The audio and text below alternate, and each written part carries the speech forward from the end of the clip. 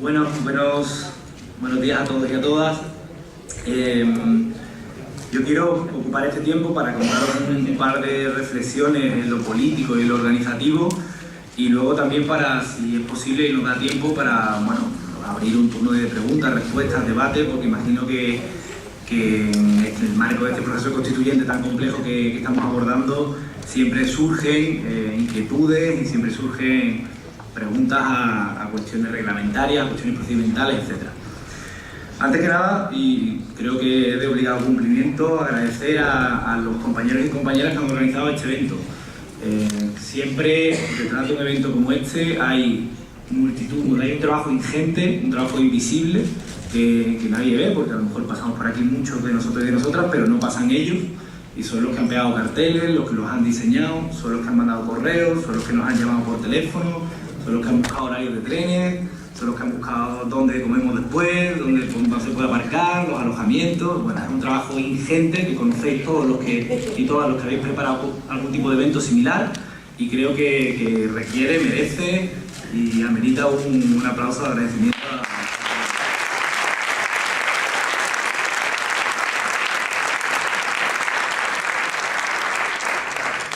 En segundo lugar, y muy brevemente,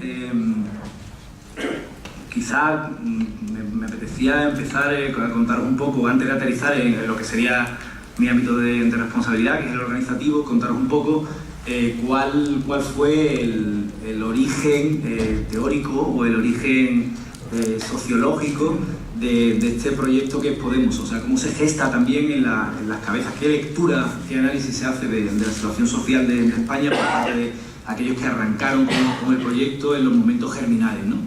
Porque es una cuestión que habitualmente se nos olvida. El compañero ha recordado muy bien el objetivo final, creo que tenemos que tenerlo presente permanentemente, ese objetivo final que es que no siga habiendo casi 115 de esas familias desahuciadas al día en España. El objetivo final sigue siendo que no haya 11 millones de personas en riesgo de exclusión, según Cáritas, en España. Y el objetivo final sigue siendo que no haya 5,5 millones de compañeros y compañeras que están desempleados hoy día y que no deberían estarlo, y que lo están por culpa de los gobiernos de la casta que nos han traído hasta aquí. Ese es el objetivo principal, y por lo tanto es conveniente que nos recordemos permanentemente en todas las etapas de este proyecto de constitución de la organización. ¿Qué análisis hacíamos cuando pusimos los primeros pasos de lo que es Podemos ahora, ¿no? Y cómo se pensó, digamos, ese momento germinal de Podemos? Bueno, sabéis que hay compañeros y compañeras que vienen del ámbito de lo académico, que habían tenido acceso a información estadística, demoscópica, y que también venían estudiando, digamos, la dinámica de los procesos sociales desde hacía tiempo, ¿no? Uno de los elementos sustantivos que teníamos identificado, que se había puesto encima de la mesa en torno a 2010, al año 2010, era cómo el proceso de legitimación del sistema político que había nacido en el régimen del 78, o que conocemos como el régimen del 78, se había visto desgastado aceleradamente.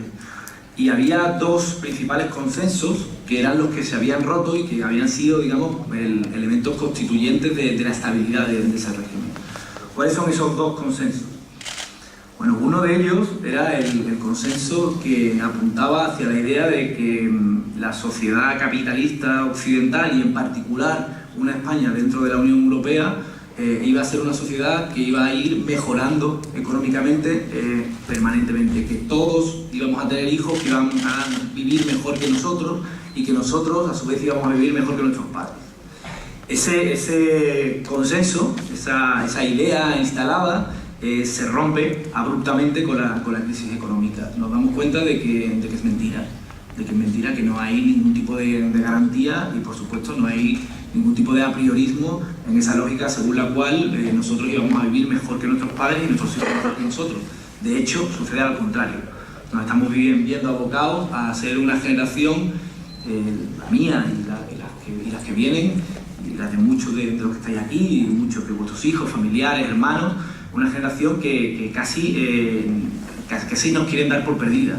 Nosotros hemos venido para recuperarla. Podemos nace para recuperar esa generación perdida, que no se tengan que ir los compañeros y compañeras al extranjero. Más de 2 millones de compatriotas tenemos en el extranjero en este momento, la generación más formada de nuestra historia, la generación que podría sacar este país adelante si en lugar de ocupar los puestos de responsabilidad aquellos que han medrado dentro de estructuras corruptocráticas como son los partidos de la casta, hubieran sido nuestros jóvenes más preparados los que hubieran podido ocuparlos para recuperar el país para la gente, ¿no?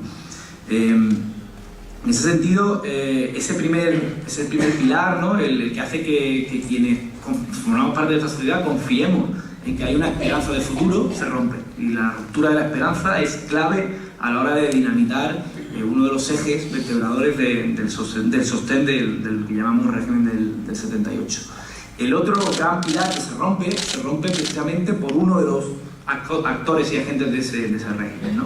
Y se rompe cuando el presidente Zapatero, en el marco de una campaña de iniciativas que pretendían ser de respuesta a la crisis económica y social, acaba reculando, acaba retrocediendo en sus posiciones políticas y confesando que en el marco de la Unión Europea no puede hacer otra cosa que lo que está haciendo.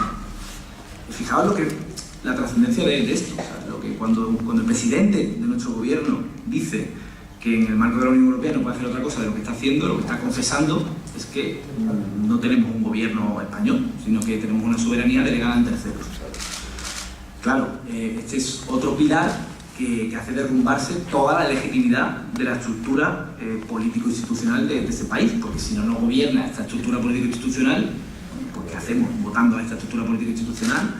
¿O cuáles son nuestras referencias en esta estructura político-institucional? Tendremos que buscar una de dos, o conseguir elegir a quienes mandan en los espacios donde efectivamente está el poder, o recuperar la soberanía para nosotros, ¿no? Y ahora paso al plano de los consensos que se empiezan a construir en ausencia de esos consensos que se acaban de destruir. Sabéis que en política no hay espacio vacío. Cuando se derrumban estos consensos se empiezan a construir otros nuevos. Uno de los consensos que se empieza a construir es el consenso de la recuperación de la soberanía, de que somos una ciudadanía madura, somos una ciudadanía que está plenamente capacitada para tomar las decisiones por sí misma y que por lo tanto queremos volver a decidir sobre nuestros destinos. No puede ser que nuestros destinos se decidan en Frankfurt, se decidan en Berlín o se decidan en Bruselas. Hoy exportaba en El País, por ejemplo, ¿no? John Weidmann, el presidente del Bundesbank, diciendo que una de las propuestas de Podemos, pues que podría generar una crisis económica en el país. Me gustaría decirle a John Weidmann que nosotros ya tenemos una crisis económica en este país.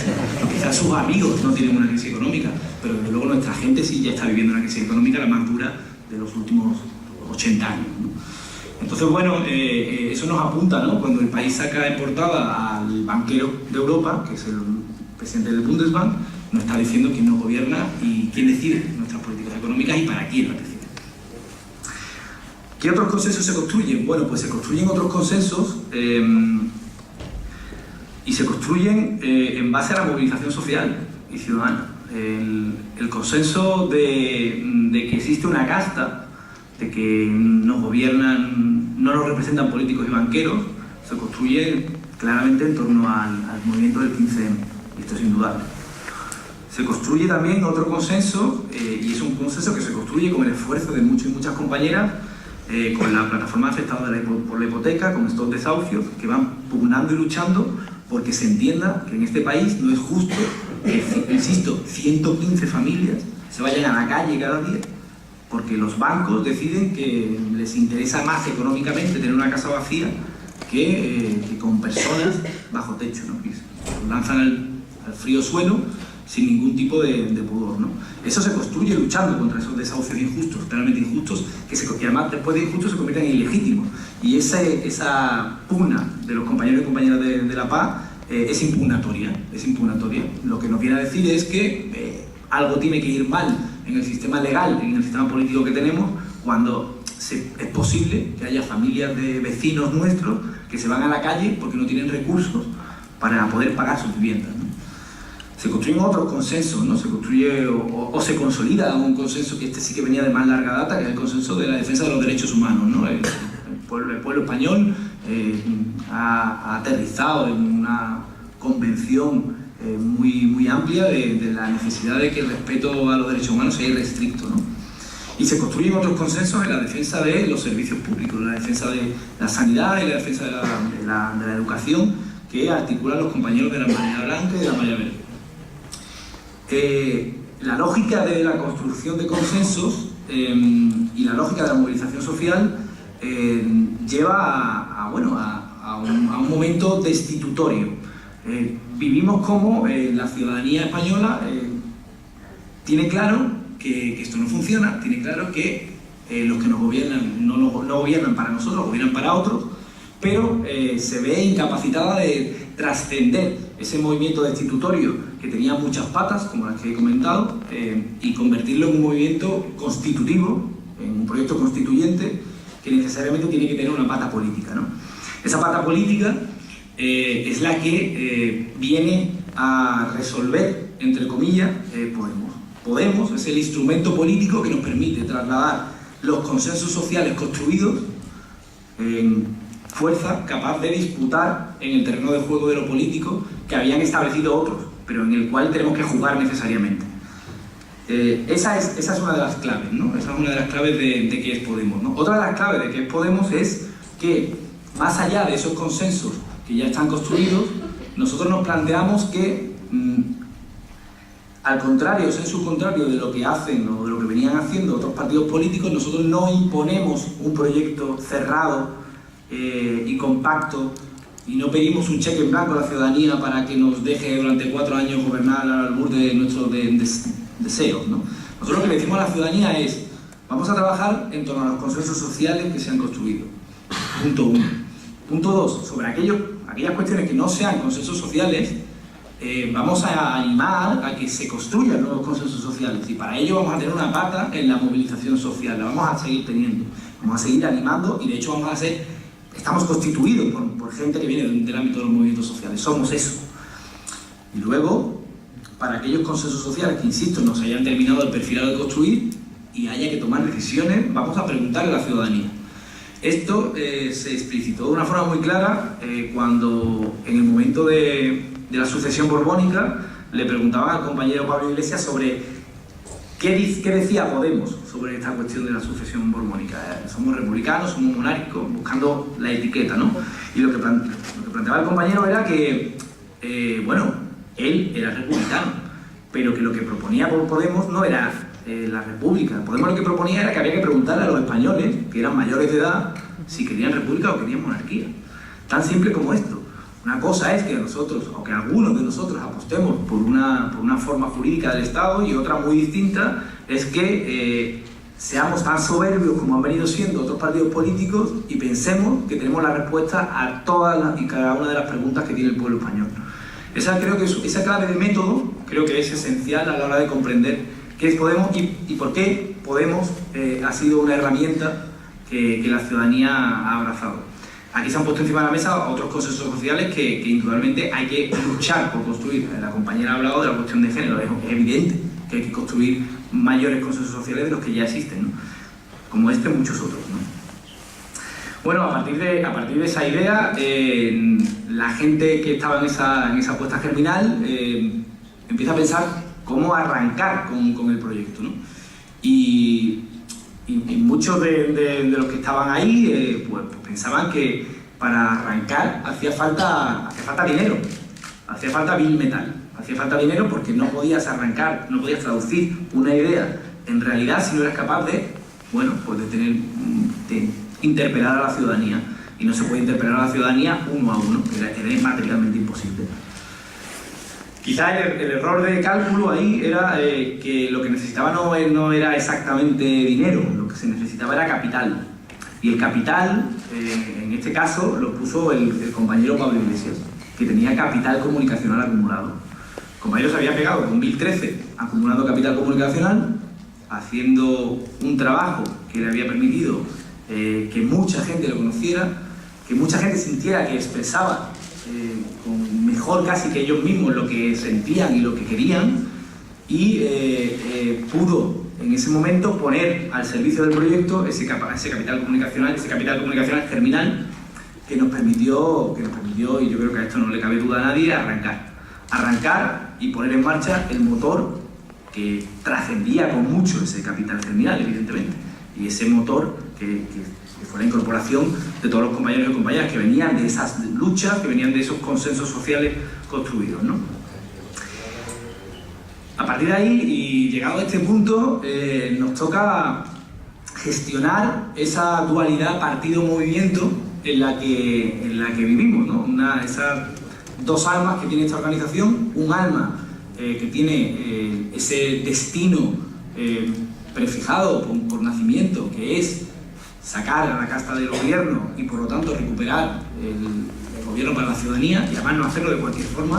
Necesitamos gobernar con una mayoría absoluta suficiente como para poder transformar realmente las cosas. Nosotros no nos podemos conformar con ser unos actores más del tablero político español. O sea, aquí se trata de sacarlos de verdad para cambiar las cosas de verdad, y por lo tanto necesitamos grandes mayorías, y para eso necesitamos una organización política fuerte. Y por otro lado, la otra pata que os comentaba, que es la pata movimiento, ¿no? Porque somos un movimiento que construye cosas sociales, ¿no?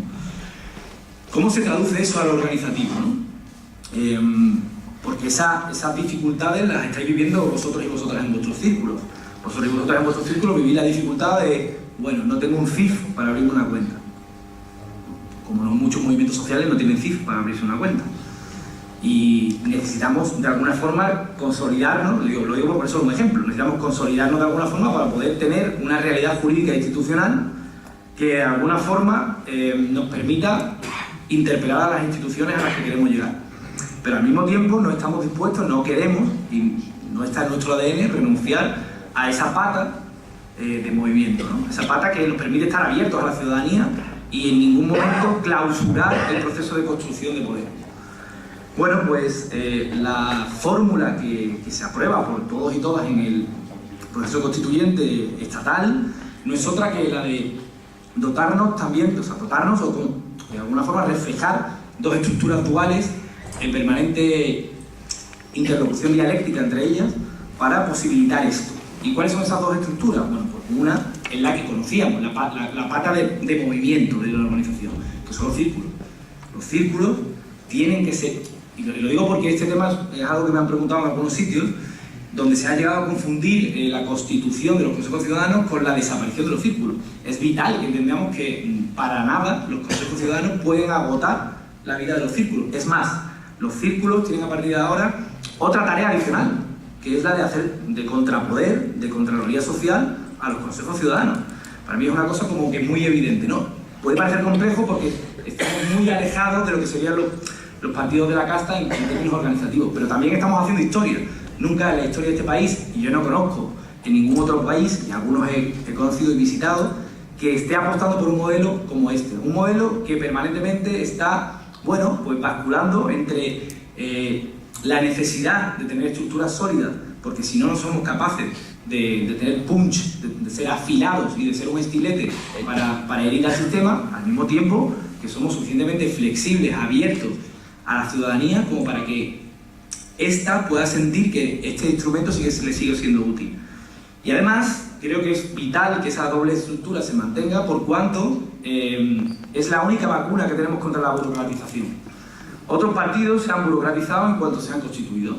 Nosotros, nuestro ánimo es estar en permanente constituyente, por decirlo de alguna forma. Los círculos son ese elemento que nos permite estar en permanente constituyente. Si bien vamos a tener estructuras fuertes, como son los consejos ciudadanos y las secretarías generales, al mismo tiempo tenemos que seguir teniendo estructuras hiperabiertas, móviles, vivas, que trabajen con la ciudadanía y al mismo tiempo controlen a esos consejos ciudadanos y a esas secretarías generales, ¿no?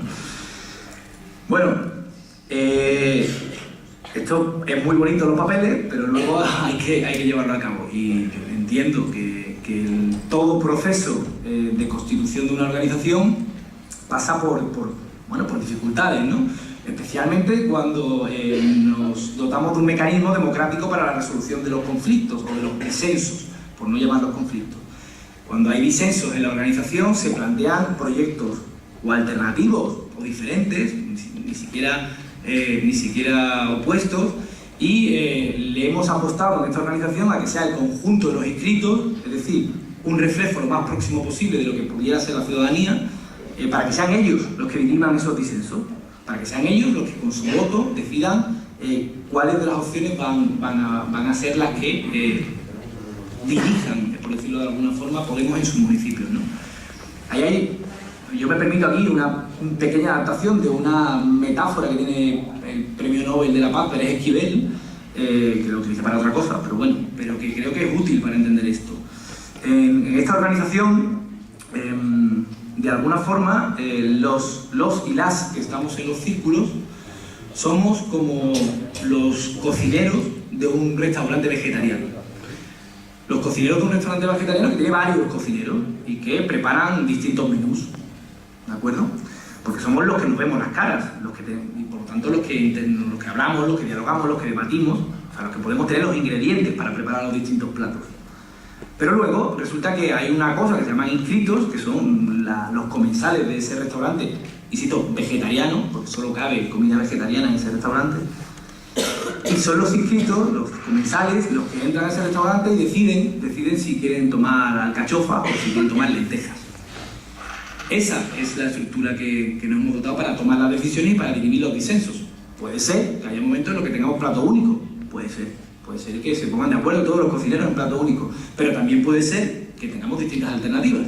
Y en ese caso creo que debe primar el respeto, debe primar el debate franco y debe primar, bueno, pues el que somos compañeros y compañeras, que podemos dialogar y resolver nuestros disensos en espacios como este, y si no se consigue llegar a esos nuevos consensos, es un espacio más amplio, que es el de los inscritos e inscritas, que en esta organización son los soberanos, son los que tienen todos los derechos.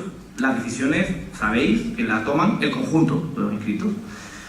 Y eso también es un elemento, digamos, que completamente novedoso respecto a otras organizaciones, ¿no?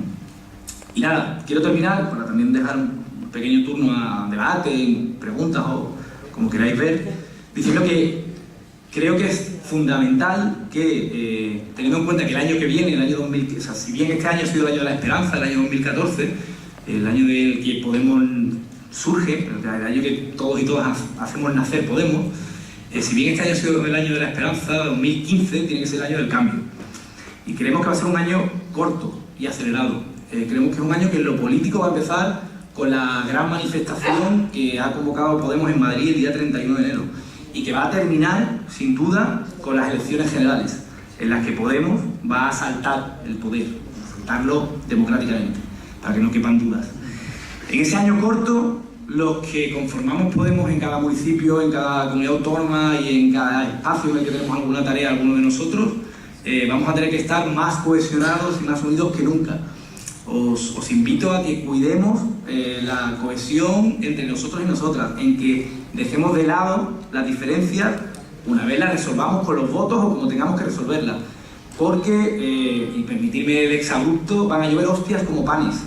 O sea, y no es broma, o sea, estamos bajo un escrutinio brutal todos y todas. O sea, hay muchos compañeros que ya están en situación de franco acoso. Tenemos compañeros secretarios, candidatos a secretarios generales a los que están amenazando, a familiares. ¿Qué quiero decir con esto? Que la unidad, la cohesión y el espíritu de grupo, el apoyo mutuo que nos tengamos en los círculos en los que estemos, entre círculos, entre el Consejo Ciudadano y el círculo, entre la estatal, o no sé cómo la llamaréis aquí, al espacio que tenemos en Madrid, y la autonómica y la local, y entre la local, la autonómica y la estatal, este tipo de lazos, este tipo de comunicaciones tienen que ser hiperfluidas. Todas las cuestiones que se pongan encima de la mesa tenemos que dirimirlas dialogando entre nosotros, porque no podemos perder de vista que el objetivo que nos une y el que nos ha traído hasta aquí, y el que ha hecho que ganemos muchas horas, dejando de lado días con nuestras familias, dejando de lado sueños y dejando de lado, vacaciones y todo lo habido por haber. Lo que nos une es acabar, y insisto en cómo empezaba, acabar con los 115 familias que son desahuciadas cada día, acabar con los 5,5 millones de compañeros y compañeras que están en el desespero del desempleo y acabar con los 11 millones de personas que están excluidas socialmente hoy en este país. Muchas gracias.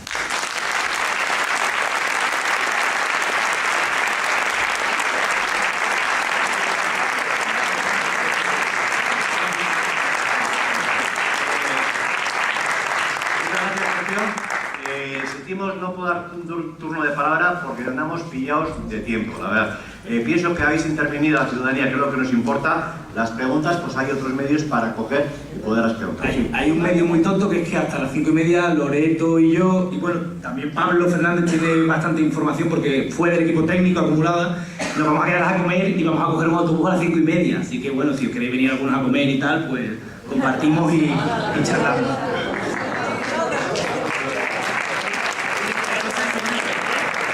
Bueno, pues la iniciativa que ha dicho Sergio pues no es mala, es bastante buena. De que le interese, pues nada. Bueno, damos por concluido este acto. Muchas gracias a todos. Gracias a los que habéis venido. Gracias a la organización, al Trípode de Zamora. Y nada,